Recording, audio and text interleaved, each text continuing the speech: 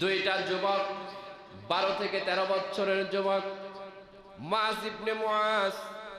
মুআজ আর মুআজ আল্লাহ রাসূলের কাছে এসে বলে, ইয়া রাসূলুল্লাহ, ইয়া হাবিবাল্লাহ, শুনতে পেলাম আল্লাহ তাআলা নাকি অর্ডার দিয়েছে, যুদ্ধের ডাক এসে গিয়েছে, কিন্তু আপনি চিন্তিত, যুদ্ধের সৈন্য সংখ্যা কম।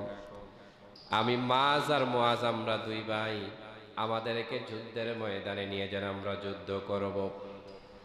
আল্লাহর নবী বললেন, রে মুআজ, মুআজ, যুদ্ধ যে করবা, তোমাদের ফিটনেস এখনো ঠিক হয় নাই, যুদ্ধ করার যে সক্ষমতা, ওই সক্ষমতা তোমরা এখনো অর্জন করো নাই। তোমাদের কিভাবে কি আছে যুদ্ধ করবা? ছেলে দুইজন বলে, আমাদের দেহে পর্যাপ্ত শক্তি আছে এবং ঈমানি বল আছে, আমরা যুদ্ধ করতে পারবো, আমাদেরকে যুদ্ধের ময়দানে নিয়ে যান। আল্লাহর নবী বললেন, ঠিক আছে, দুই ভাই প্রতিযোগিতা লাগো, কুস্তি করো, কে পারো দেখি।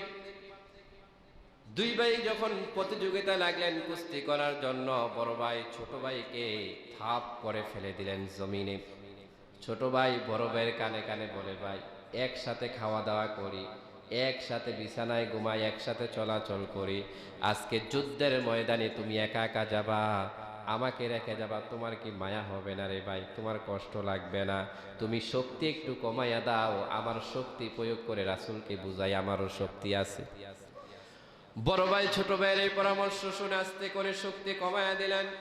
ছোট ভাই বড় ভাইকে জমিনে ফেলে বুকের উপর উঠে পড়লেন, বললেন, হে হুজুর, আপনি দেখুন আমারও শক্তি আছে। সুবহানাল্লাহ। আল্লাহর নবী বললেন, ঠিক আছে, চলো।